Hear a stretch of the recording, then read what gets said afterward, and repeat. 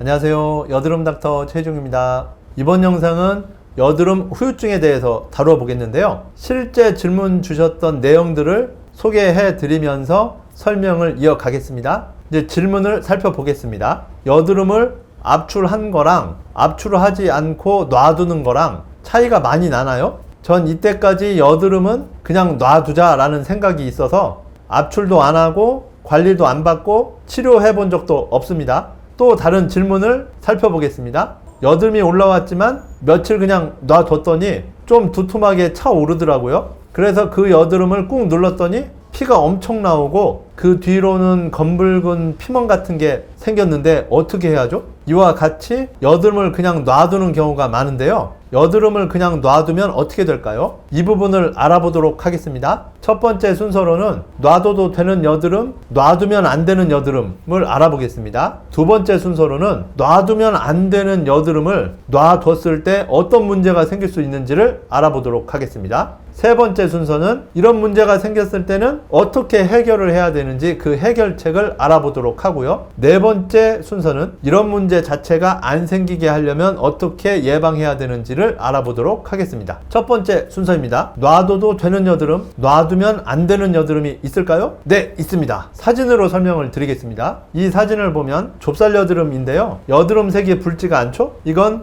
염증이 없는 좁쌀 여드름이라는 의미입니다. 이런 염증이 없는 좁쌀 여드름은 놔두더라도 후유증이 발생하지 않습니다. 좁쌀 여드름이니까 이렇게 손으로 만지면 피부가 매끈매끈하지 않고 오돌톨톨하게 만져져서 그게 신경 쓰이실 수는 있죠. 그런 현상은 각질 제거제를 사용해서 묵은 각질을 제거해 주다 보면 많이 해결이 되는 부분입니다. 묵은 각질을 제거하지 않고 놔두더라도 이게 후유증으로 연결은 안 됩니다. 요약하자면 이런 염증 없는 좁쌀 여드름은 후유증 발생과는 상관없이 이 여드름 자체가 신경 쓰이신다고 하면 묵은 각질을 제거를 해 주시고요. 후유증이 생기지 않으니까 후유증 발생 자체가 우려되지 않는다고 하면 뭐 별다른 조치하지 않고 그냥 놔두셔도 상관은 없겠습니다. 놔두면 안 되는 여드름은 어떤 여드름일까요? 사진으로 설명을 드리겠습니다. 사진을 보면 붉은 화농성 여드름들이죠. 이런 붉은 화농성 여드름들은 별다른 조치 없이 그냥 놔두시면 후유증이 발생할 가능성이 높아집니다. 즉 놔두면 안 되는 여드름은 붉은 화농성 여드름입니다. 그럼 두 번째 순서인 붉은 화농성 여드름을 놔두면 어떤 문제가 생길 수 있을까요? 붉은 여드름 자국, 파인 여드름 흉터, 넓은 모공, 비후성 반응, 켈로이드 흉터가 발생할 수 있습니다. 이게 바로 여드름 자국입니다. 여드름 자국은 피부가 파인 게 아니고요. 여드름 났던 부위에 피부가 붉게 변한 걸 말합니다. 이게 여드름 흉터입니다.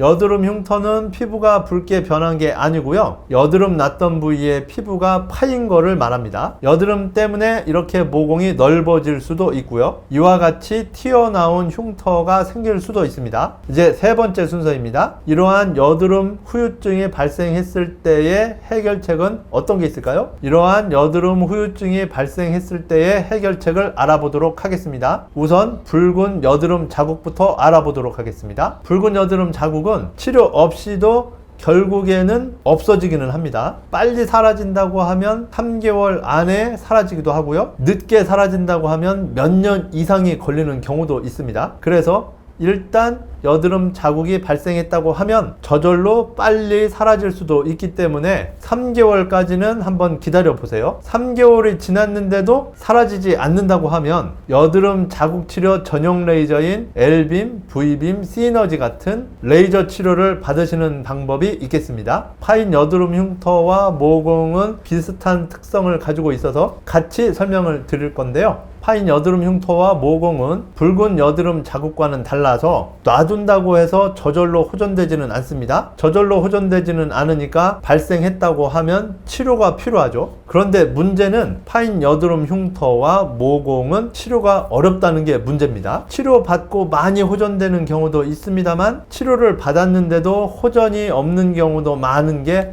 파인 여드름 흉터와 모공의 특징입니다. 그래서 파인 여드름 흉터와 모공은 발생하지 않게 예방해 주시는 것이 가장 중요합니다. 비후성 반응과 켈로이드 흉터도 여러 가지 해결책들이 있습니다만 가장 쉽고 흔한 치료법이 해당 부위에 직접 스테로이드 주사를 놓는 치료법이 있습니다. 한두 번 맞아서 치료가 되는 경우도 있고요. 여러 차례 맞아야 하는 경우도 있기는 합니다. 여드름 자국과 비후성 반응, 켈로이드 흉터는 비교적 치료가 쉬운 반면에 파인 여드름 흉터와 모공은 치료가 어렵다는 점, 이 점을 기억해 두세요. 네 번째 순서로 여드름 후유증이 발생하지 않게 하려면 어떻게 해야 하는지를 살펴보겠습니다. 화농성 여드름이 발생한 초기부터 바르는 연고를 바르거나 먹는 약을 복용을 시작해야 되고요. 그 와중에 노랗게 골마 오면 압출을 해주고요. 때에 따라 염증 주사도 같이 맞으면 좋습니다. 이렇게 하고 있는데도 화농성 여드름이 잘 가라앉지 않으면 레이저 PDT 리드 같은